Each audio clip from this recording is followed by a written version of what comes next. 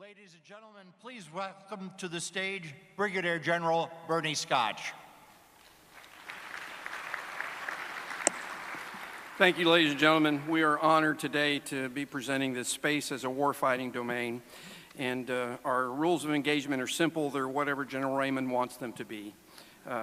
We're privileged to hear from him today, the Commander, General John Raymond, the Commander of Air Force Space Command, Brigadier General Wayne Monteith, 45th Space Wing Commander, Colonel Michael Huff, 30th Space Wing Commander, Colonel Todd Moore, the Commander of the 21st Space Wing, Colonel Jennifer Grant, the Commander of the 50th Space Wing, and Colonel David Miller, Commander of the 460th Space Wing. I sense some partisanship here, General Raymond. You may have a problem on your hands. So we'll begin. General Raymond, make opening comments. We'll go right down the table, lady and gentlemen, and then we'll open it up for questions. You should each have white cards on your chairs. Please hold them up, and one of our attendants will gather them and present them to me. General Raymond, over to you, sir. Thank you. I appreciate it. Thanks, everybody. How's everybody doing? Yeah, I'll tell you, it's a real privilege to be sitting up here with the wing commanders that I'm privileged to serve with each and every day. And it's a really exciting time to be in our Air Force and a really exciting time to be in Air Force Space Command. We've heard over the last day or so, we've been celebrating the 70th anniversary of the Air Force. This year, same month, we're also celebrating the 35th anniversary of Air Force Space Command. So we have 2 birthdays that we're celebrating at the command. Largely since 1991, our Air Force has been focused on integrating space capabilities into theater operations.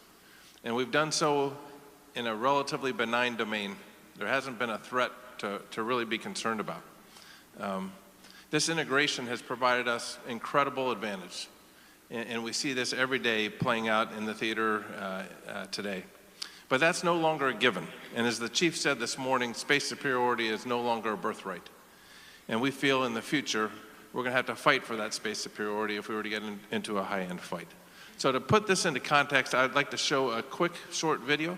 If you'll roll the video, please.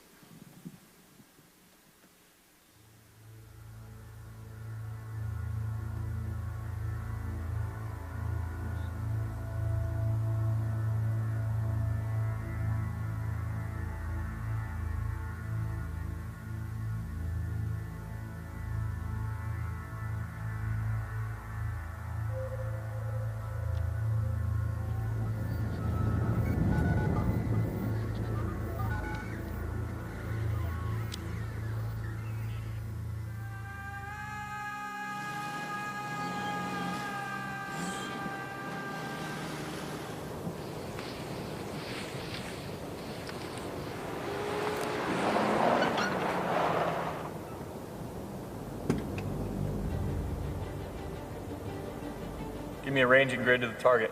Range is 1,700 meters. Hey, we're still waiting for the satellites to acquire.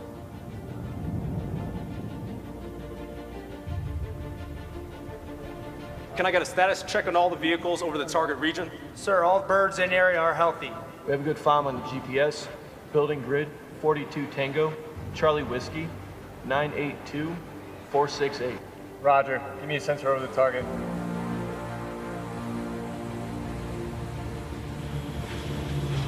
Bronco, this is Double 3. We have eyes on the target area. Currently eyes on 3 Tangos. Requesting ISR to verify HVT.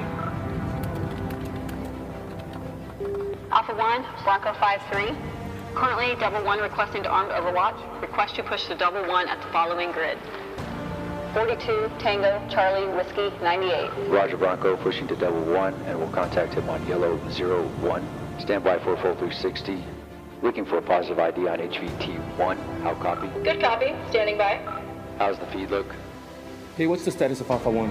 I show no interference. RPA Alpha 1. Good handshake with Alpha 1. Double 3, your Reaper is on station. Call sign Alpha 1. How copy? Good copy. Call sign Alpha 01. Requesting follow-on cast to our location as well.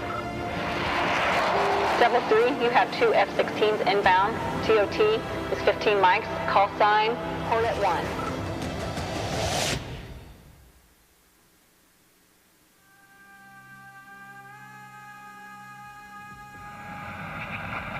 Double 3, Bronco 5-3. Be advised, we're showing indications of jamming over the target area.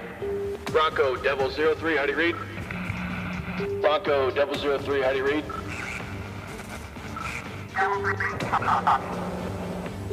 Any station, Devil 03, how do you read?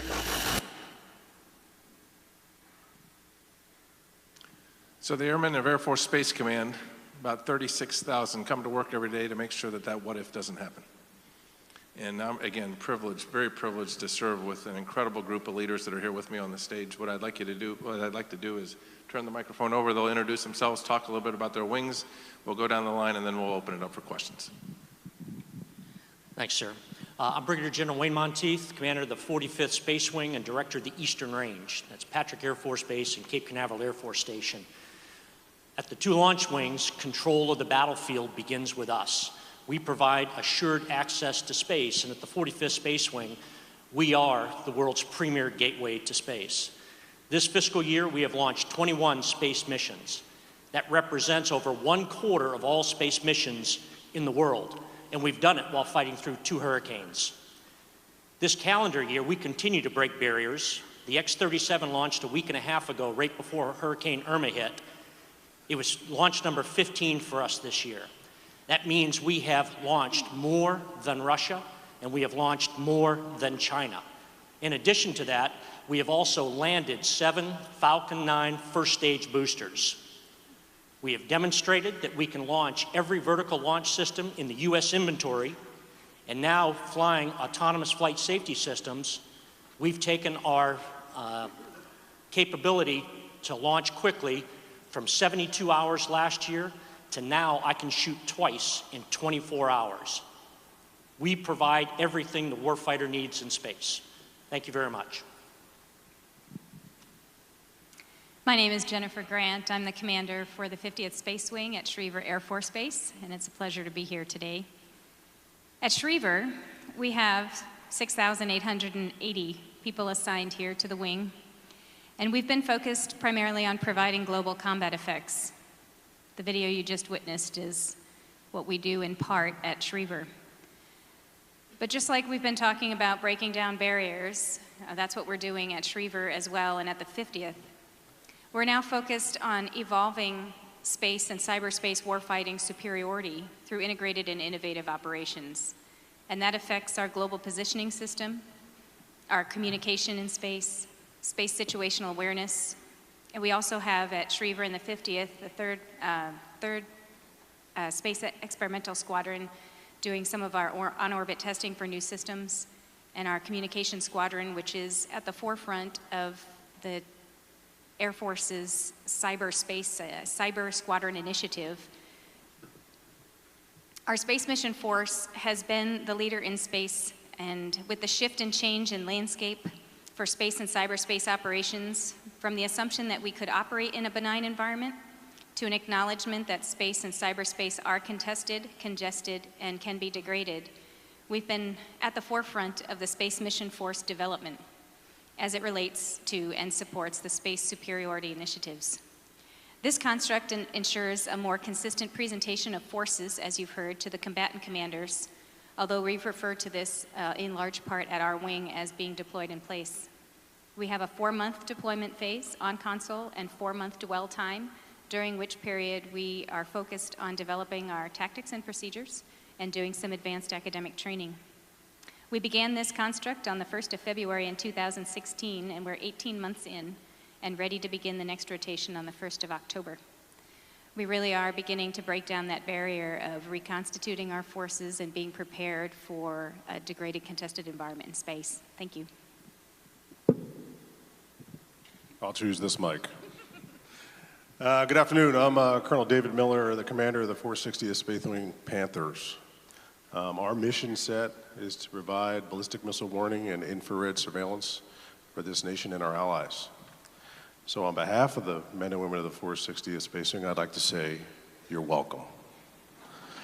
I think the best way to introduce the wing's mission sets is perhaps to introduce one of the airmen I brought with me today. Senior Airman Jacqueline Kidd is standing up, or she's going to be standing up shortly. There she is, right there. She's one of our senior airmen who's actually the youngest mission crew chief we're going to have on our crew force and one of the most talented operators and warfighters that we have. Thank you for coming.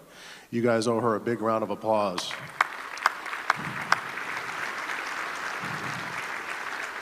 Because on that operations floor, 24 hours a day, 7 days a week, there is no backup team that's going to do the missile warning mission for America. It's her and the warfighters that she does the job with on a day in and day out basis that are going to get it done. And when you consider the global responsibilities that they have, when you consider that when we started this business, there were 2 principal adversary or threat countries that we were concerned about with about 4 different missile types, and that today we're approaching 20 different nations with ballistic missile capability and dozens of different missile types, and those can change on a day-to-day basis, you get a sense of just how important the responsibility is. And these are men and women who are in their early 20s. They're so much more capable than I was when I was an operator. And they deserve the gratitude of the nation because they just don't get a break. There's no stand down because of an oxygen problem. There's no stand down because of any other work that needs to be done. That mission must get done 24 hours a day, 7 days a week. And I think that's one of the differences that you see sometimes that doesn't get talked about enough, is that while we have backup systems and redundancy, it's going to be the same team of experts that are going to take care of this mission for America and our allies. I think the most visible manifestation of what has changed is what goes on a day-to-day basis in that operations floor, and what Senior Airman Kidd does now that we didn't do when I was a crew member there, I'm not going to say how many years ago. It was more than a week ago. In the get-in shift now, and what you will see is a thorough discussion of the threats on orbit, terrestrial-based, and cyber that would face and contend with the capability set that we provide. What you begin to see is robust mission planning and execution based off the range of possible courses of action an adversary might choose. What you see is rehearsal of ways we're going to respond so that plans and TTPs become habits, and that it is not something that you're thinking of as the moment occurs.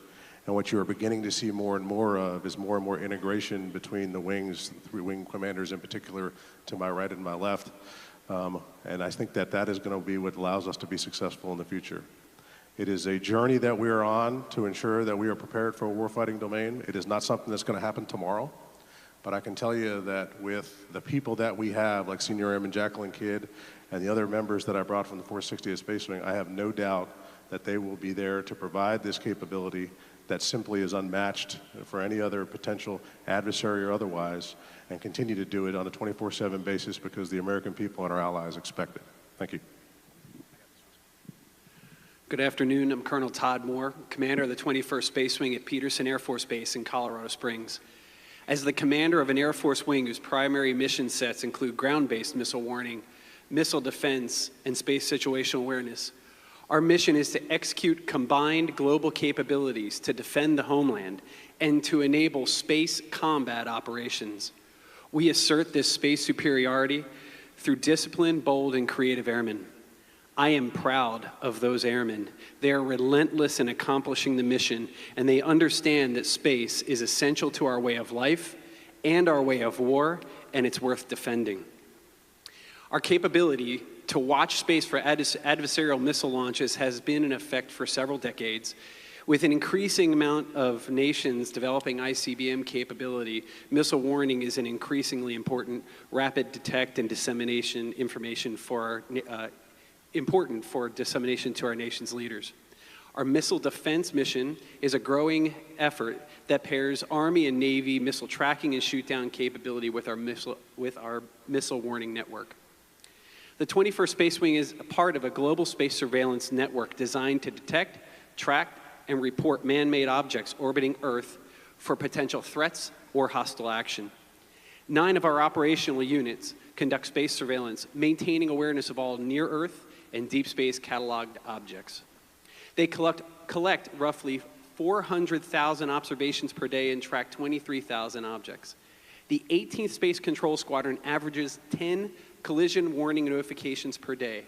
And based on this data, just last year, satellite owners and operators reported maneuvering their satellites to avoid collisions approximately 100 times. As we transition into a new era of space operations, we need to move away from simply tracking objects in space for catalog maintenance, as if we're observing a benign environment. We need to change the way we're thinking about space and acquire, train, and employ capabilities that treat space as a contested domain. We need to purposefully observe and orient to understand what adversaries may be doing so that we can enable operations that achieve joint warfighting objectives. And one of those top priorities is to deter a conflict in space. The United States remains committed to the free use and access of space for peaceful purposes by all nations. But the reality is we can't always assume that all nations will pursue only peaceful purposes. If we fail to make these changes in the way we acquire, train, and employ space capabilities, or even more importantly, the way we think about space, we may be judged harshly by history. I look forward to your questions either now here on the panel or at any point during the rest of the conference. Thank you. Okay, good afternoon. Colonel Mykoff, commander of the 30th Space Wing out at Vandenberg Air Force Base, California, the one of 2 launch wings in Air Force Space Command, but also one of 2 launch wings in the Air Force. Our mission set, where we provide indispensable launch, landing, and range capability for our nation. Launch in the form of placing satellites into a polar orbit. We are strategically, where we sit out in California, we're strategically placed to do that. We also support Global Strike in the operational test and evaluation of the Minuteman III system, and Missile Defense Agency in also the OT&E of the ground-based interceptor. For landing capability, we are the backup location or emergency landing location for X-37 operational test vehicle, as well as, in the 45th is way ahead of us here, so I have to give them the kudos, but we're also going to be, SpaceX is going to be landing for the first time, hopefully here in January, on terra firma out there at Vandenberg Air Force Base. They've already done the drone ship thing, so we're looking forward to supporting them in that. And then for the range capability, we provide the telemetry, the optics, the communication for all those players to launch. And that's not insignificant. Vandenberg is the 3rd largest Air Force base in our Air Force, and with over 100,000 acres. And so we have a very, very large range that I've got wonderful airmen that support and take care of, and again, provide that capability to the nation. Thank you.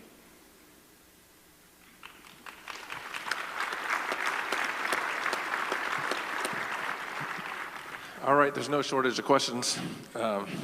It's great to be the moderator. So for the wing commanders,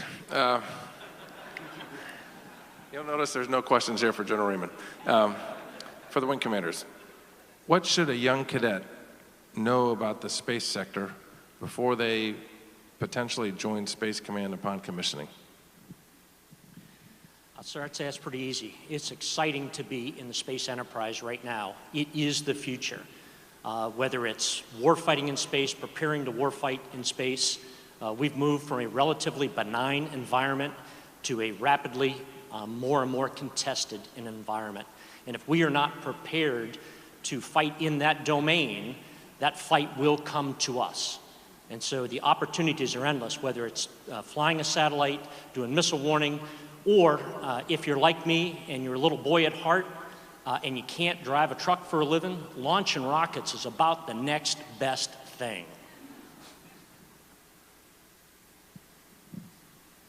Launching rockets is fun, sir. Yeah.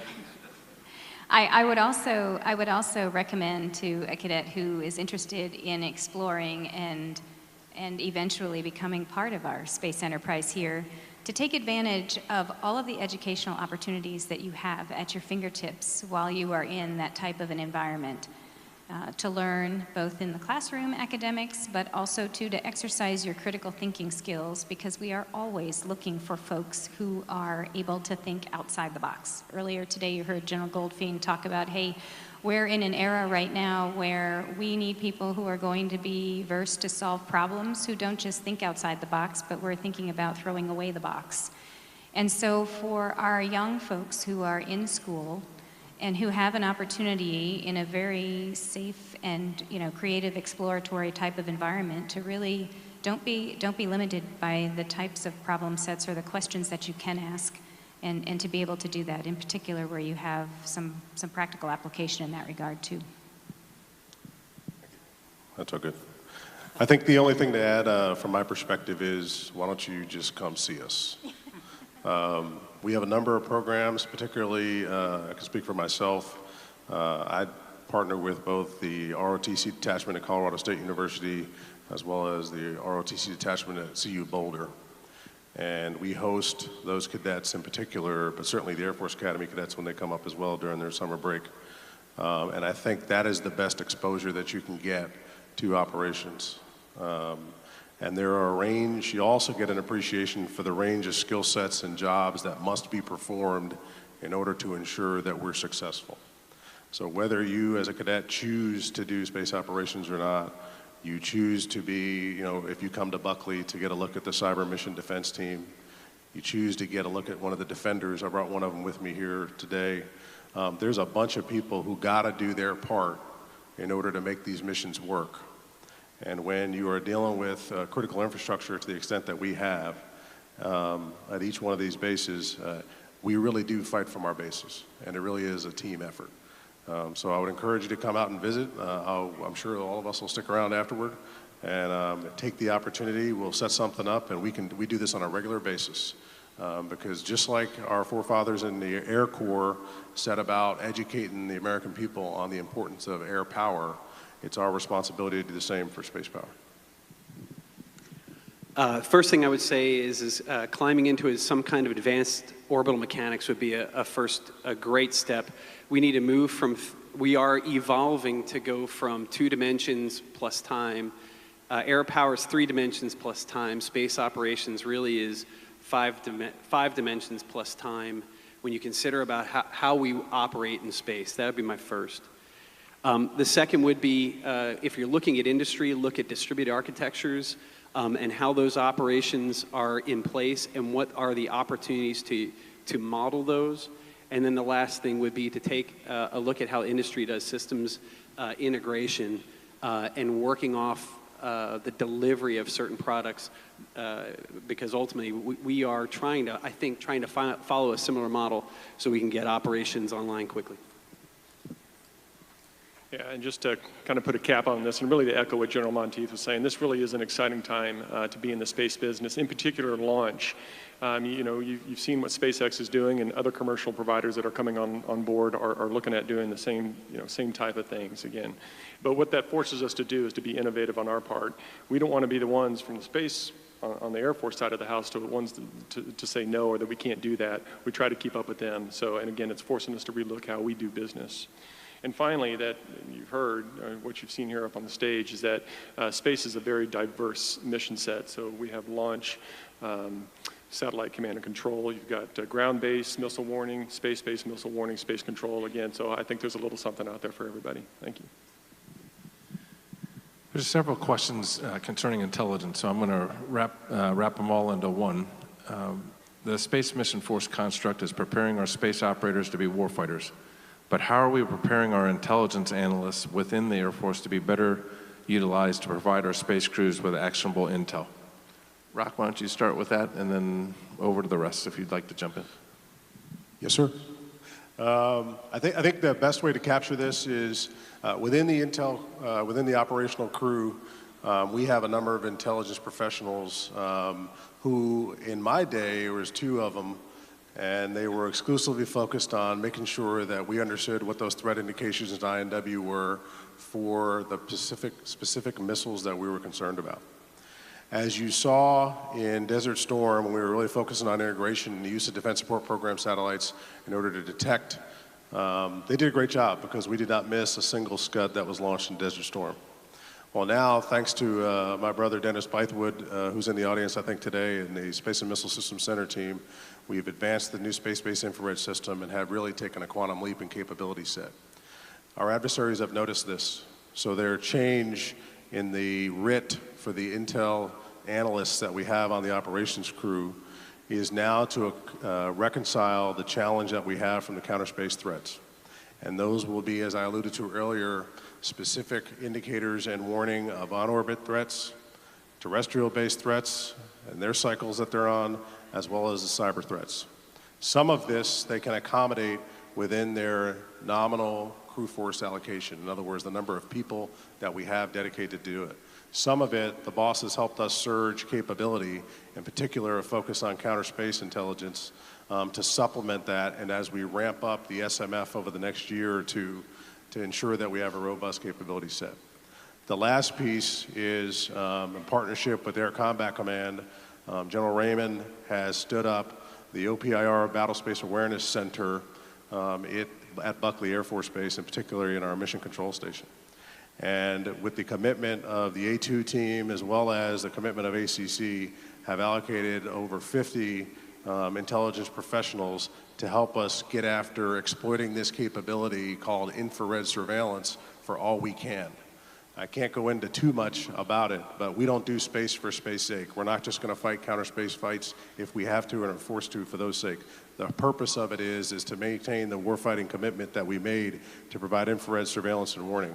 So I think what you've seen, at least at Buckley, I can say this, is a doubling down from the intelligence professionals on both the capability to exploit infrared data, as well as the capability to on-ramp counter space indications and warning, and specific threat TTP modeling for what we would have to contend with if there was a threat on orbit or from terrestrial sensors or from cyber.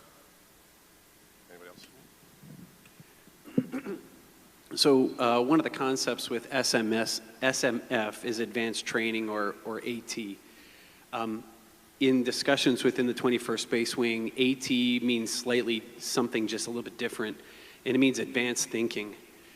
We need to think entirely differently about this domain, and it may be that our current intel professionals don't have all the right answers, but it really is incumbent, I would argue, on our CGOs to really begin thinking critically and asking good questions and being curious and getting after it in that regard, so that the intelligence community can go back and start picking at those questions. Now, the challenge is those questions have to come first, and so it's a little bit of a chicken versus the egg, but it's got to start somewhere. The second aspect also is as we grow intel specialists for space and space domain and contested space domain, I am hopeful that the NSDC also plays a relatively large role as we try to bring different elements of the space enterprise together so that we can gain access to special data as well that we haven't had access to in the past. Thank you. And just to add a few things from the perspective of the 50th in terms of how we've begun to incorporate our intel community within our mission sets. And primarily, we've been pretty fortunate to have a cadre of intel folks at the wing embedded with our different mission space operations squadrons as well, who have very creatively crafted a threat book, is what it's called, and cataloged what we know today about some of the things that we are having to contest and combat in space and some of the systems that are out there. And so we found that by embedding our intel personnel, asking some of those right questions in that advanced thinking piece of that in terms of what is on the horizon, what types of areas should we be concerned about, that becomes part of the fabric of how we execute this thing we've called the Space Mission Force and during our advanced training and dwell time. But we're also looking at the cyber threats in addition to that as well. And so it's really at the tip of the spear, I think, and the beginning of what we'll soon see as a development for our intelligence personnel and the questions that we're asking and setting some of those requirements so that we're better equipped for what we need to do. All right.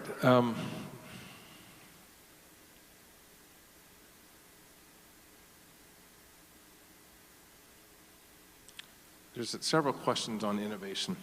So let me pose this to the panel. How do you encourage innovation and implement ideas from CGOs, NCOs, and airmen that are in your wing? For us, I take the lead of my leadership, and I've got three basic tenets. Number one is if it's within your authority, go fast. Number two, be bold. Number three, I trust you. There are no bad ideas. There are just ideas that need a little bit more work, but if we don't allow them to bring those forward and try, they'll never bring them forward. And so go fast, be bold, I trust you, go make a difference.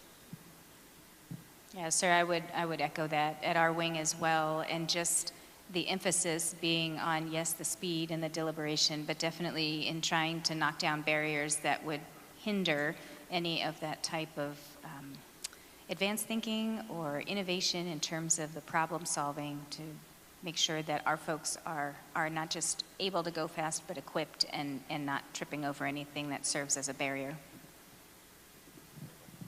Well, also, too, a big thank you to General Raymond. He implemented something within the MAGCOM here along the Shark Tank scenario, where if you've got a great idea, you don't need to bring it up through your chain. You don't have to. It actually skips me, and he gets a brief directly. So I think it was just last week, and we had, I think it was 2 or 3 folks from the wing who got to brief him directly on just great ideas that they had. So, I mean, certainly we encourage it, and then don't snuff it out. There's several questions concerning partnerships with commercial space, and so each wing has a different flavor of that. Wayne, maybe, and Mike, you could talk a little bit about partnerships with commercial launch companies like SpaceX, and then we'll go from there. So for us to be successful, it's absolutely critically important that we do partner with our commercial providers. And I'll tell you, it's hard, particularly in the beginning. Colonel Grant talked about throwing out the box. That's exactly what we've done with SpaceX. In my mind, they are a disruptive technology. They do things completely different than the way we do it. And they have forced us, and I do mean forced, they have forced us to get better, infinitely better at what we do. We are adopting commercial business practices. We are becoming more efficient, more effective, more affordable. Working with them, we have been able to reduce our day of launch footprint by over 60%, reduce the cost of a single launch for them by over 50%, and based on that autonomous flight safety system that they've developed with us, they will help us get to 48 launches a year. SpaceX does not launch on schedule. SpaceX launches on readiness. If they are ready to launch tomorrow, they want to launch tomorrow. And as Colonel Huff mentioned, we should not be the barrier between them and a successful launch campaign. They do things differently, and it's good. Yeah, absolutely right. They do force us to get better. And what's also encouraging too is that they're not the only ones. What we see coming down the pike are other companies that are looking to do the same thing. So the 45th has been out in front on this, and we're catching up there at the 30th. But again, we don't want to be the ones to impede that process. And so we have great communication with them. We listen to their needs, and I wish I controlled everything about launch. But there's some things that we have to work through within the wing, within other government agencies. We have a pretty strict environmental process to get things off the ground and to do new things out there. But it's incumbent upon the wing, so not only work with those industry partners out there like SpaceX, but also to work internally within the government to quicken our process. Okay, Jen, maybe you can take this one. Do you see a portion of, it's related, do you see a portion of space operations such as TT&C or communications being provided by a service from a commercial company or a commercial provider, allowing military to focus their money, time, and energy on defending space? Sir, I think that's a good question. I think right now we're at the inflection point of trying to find ways to be a bit more efficient in some of the more routine operations that we conduct on the ops floor. And really the emphasis with our Space Mission Force, as we've mentioned and alluded to, is the fact that we really want our space operators to be developed in terms of their critical thinking, in terms of thinking innovatively. And so there are a variety of different ways to get at taking and outsourcing some of those more routine functions. That might be one of them. Another one is increasing the level of automation that we have. I think both of those are currently on the table in terms of what we're exploring and what we're looking to do. But at the end of the day, we really want to emphasize the skill set in our officers to think through what we should be doing in a contested environment in space. There's several questions related to crew rest and how do we take care of our folks in a kind of a deployed in place environment. So in regards to the Chief of Staff's recent announcement regarding Wing Commander's authority to manage crew rest, what is your opinion about the necessity of crew rest to perform space operations I'm going to turn this to Colonel Miller. Colonel, part of the Space Mission Force is really allowing us to focus more on this, more effectively on this deployed in place mission. And they've just done some really innovative work with a sleep expert to help their crews work this schedule. So, Rod, can you walk through that? Yes, sir. So, absolutely, crew rest is important. What we found through the work of our medical group, in particular Lieutenant Colonel Rita Nicholas, and the work that she did is not probably dissimilar to findings that we saw in the RPA community, but a little bit different in terms of the demand signal for operations. Previously, for example, we would be on 12-hour shift rotations, varied what days on and days off were, but typically a 4 and 4 is what you might see, 4 days on and 4 days off. So what we did was, after feedback from the commanders, in particular through the crews, was look to get to an 8-hour shift rotation and try to compare from a evidence-based standpoint the performance of our operators from a 12-hour shift, sleepiness as an indicator, delayed reaction times, and so on, to what we see in an 8-hour shift. And as you can imagine, we have the data that shows that people on an 8-hour shift perform better. And I don't mean they just perform better in that they feel more awake. Reaction times are better. They're cognitive warriors, so their response and planning efforts are more crisp. Their ability to collaborate and coordinate is more sustained and timelier. They did just an outstanding job, and I think that information has already been passed to the other wings. As I said before, there's no other wing that's going to pick up the 50th missions or the 460th missions. There's no other F-16 unit that's going to back us up if we can't do it. So those operators have to be ready. And to transition to an 8-hour crew shift was something that was easy to decide to do, particularly once you saw the evidence. Sustaining it is a challenge, I will tell you, but just as you would expect, the captains who were charged with figuring it out came up with an innovative structure for manning their flights. Those flights are actually bigger than some squadrons in some cases, to give the captain or lieutenant who's in charge of that flight the flexibility to man as he or she's fit to minimum crew requirements. But we have seen great results in performance and actually have attributed to deficiencies and through the debrief process have dropped precipitously as well. So not only is the evidence there that your operators or your warfighters will do a better job with better rest, it is contributed directly to operational results. And I think that's good due to the good work of our Med group in particular. Thanks. We just got the hook, but let me wrap it up with one final question. And then I'm here the rest of the week, and so for everybody else that asked a question, we didn't answer the majority of them. Please feel free to come up and ask me in person if you really want to ask this question. I'm sorry we ran out of time. The question is, when do you expect a major conflict in space? Look, what I'll tell you is, who knows? And nobody would know that. It's unknowable. But what I want to stress to this audience is that we don't want that conflict. We're all about deterring that conflict and being prepared for that conflict. One of the things that our chief says, and he said it repeatedly, I've heard him, and it's spot on. He said, the only thing that I'm 100% sure of is we have between now and then to be ready and to get ready. And that's what we're focused on, getting ready so we can deter this conflict. We do not want that to happen. In my opinion, nobody wins that fight. And that's why we come to work every day. I really appreciate you being here. I appreciate the robust questions. I'm sorry we didn't get the majority of them. Please feel free to hit me at any time throughout the week. And thanks for this opportunity to share what we're doing in Air Force Space Command.